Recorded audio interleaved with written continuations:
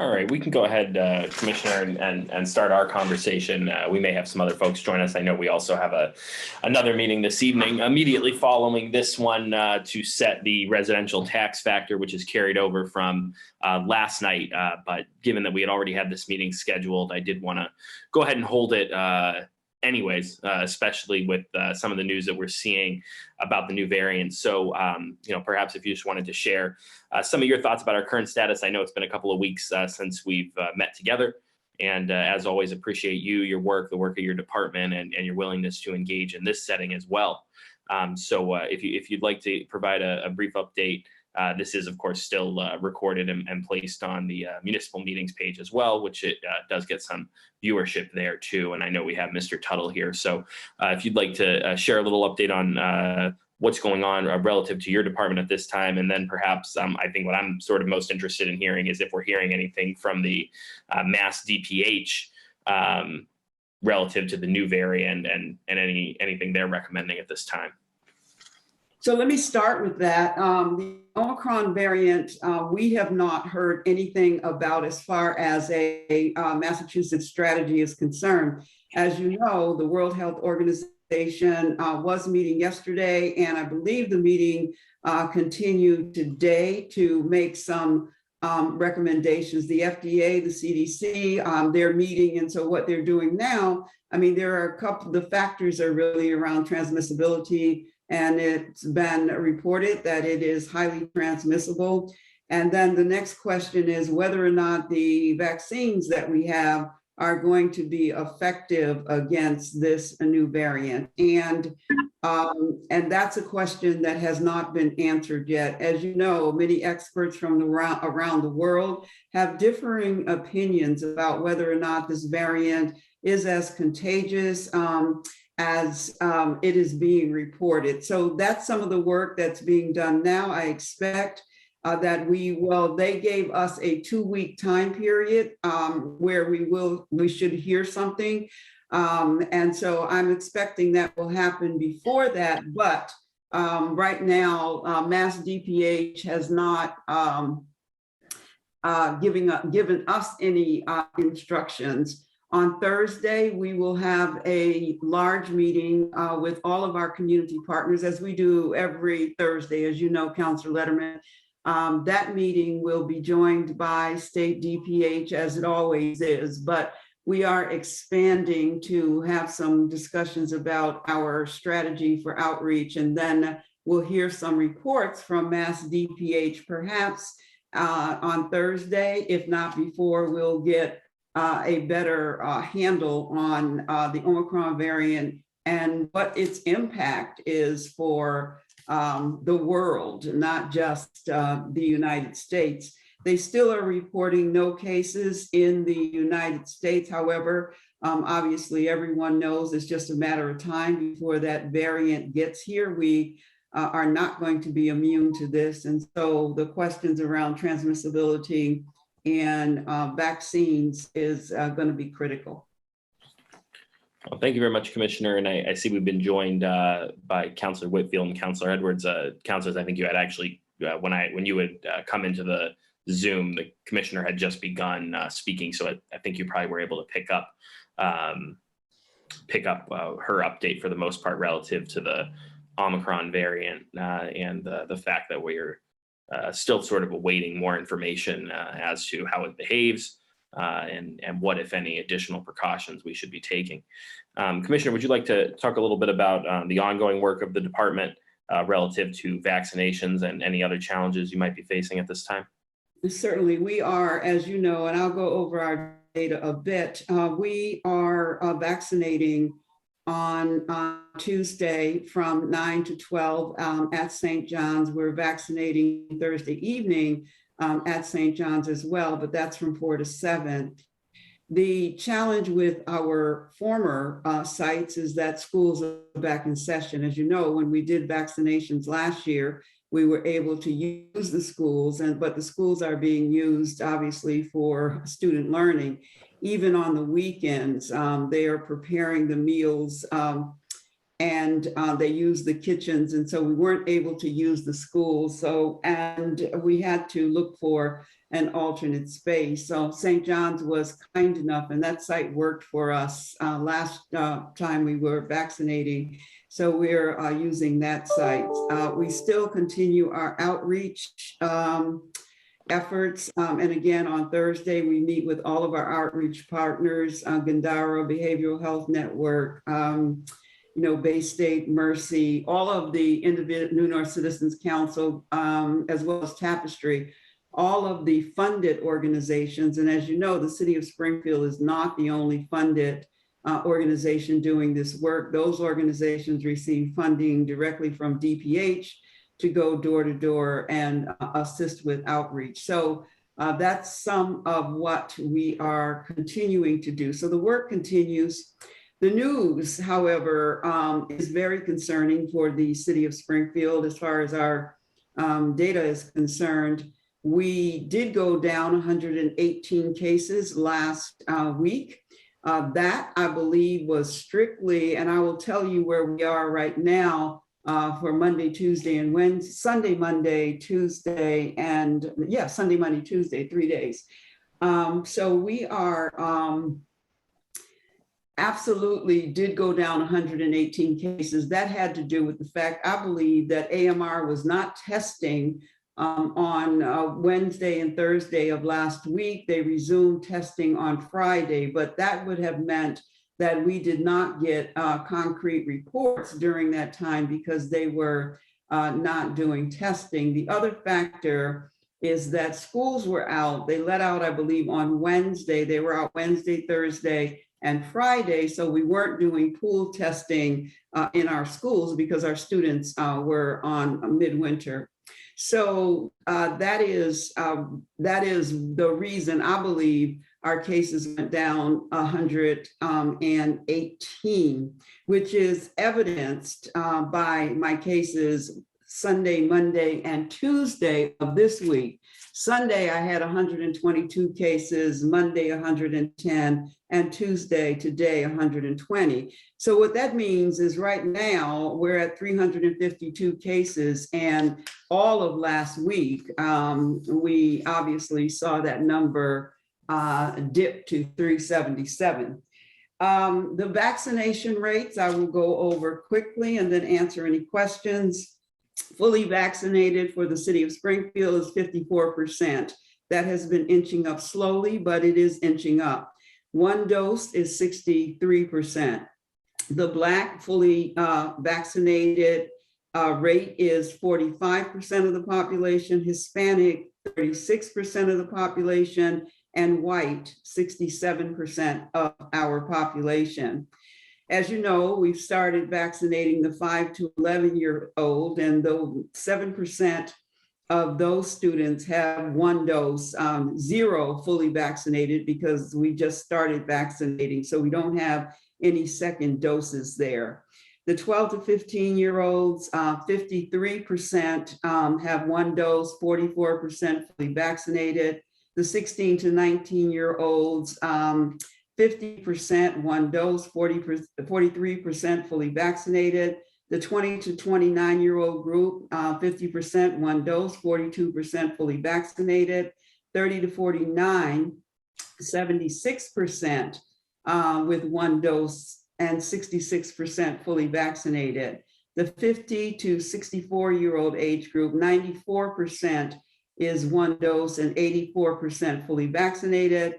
The 65 to 74-year-old age group is 90% fully vaccinated, and the 75 plus is 84% fully vaccinated.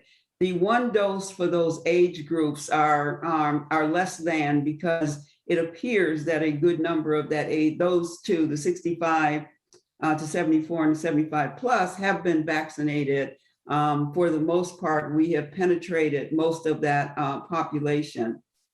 So that is the report. The 30 and under age group was 48.8% of the population, the positives last week. And then 31.3% was 31 to 50. And then 51 and older is 19.9%, almost 20%. The concern about that is that that 51 and older age group is the age group that can go into hospitalization, because obviously we're seeing the hospital rates go up, and hospitalization usually follows 2 weeks behind the data that I have. And so that 51 and older age group, that number creeping up, I think, to 20% is really concerning for me, because that's the most vulnerable population. I'll stop there and answer any questions that you might have. Thank you, Commissioner. Councilor Edwards, Councilor Whitfield, if you have any questions for the commissioner, please feel free to raise your hand. I will say, Commissioner, in looking at the data this week relative to the age cohorts, I mean, it does appear, and I would commend your team and the outreach teams that, you know, we've reached very close to parity, if not parity, with the state in the older and what's been being described as most vulnerable age groups, which is impressive and important. I know there was a lot of work to get done there, but we still, I know the concern remains now with the younger age groups, and I know that's where many of the cases continue to be falling. I know we had the director of pediatrics for Bay State on with us and yourself a couple of weeks ago. I'm just wondering, relative to the schools, you know, we see these numbers beginning to come in terms of pediatric vaccinations. How have cases been in the schools, and what has, I know Nurse Clancy and her team have been reporting to the school committee. Do you know kind of what their feelings have been around what's been going on in the schools? I know that they are feeling a bit overwhelmed in terms of just being able to make sure that they are getting information out to parents and students. We worked on a new robocall and information portal that's going to probably go out tomorrow. I just reviewed it today. And so we're trying to make sure we're getting information in the hands of the students and their parents. The biggest challenge for our city and school department is contact tracing. So once there is a positive in a classroom, that means that the nursing staff has to contact trace and make sure that all of those parents and students are notified who are in that classroom, and particularly those who are sitting north, south, east, and west of a potential positive.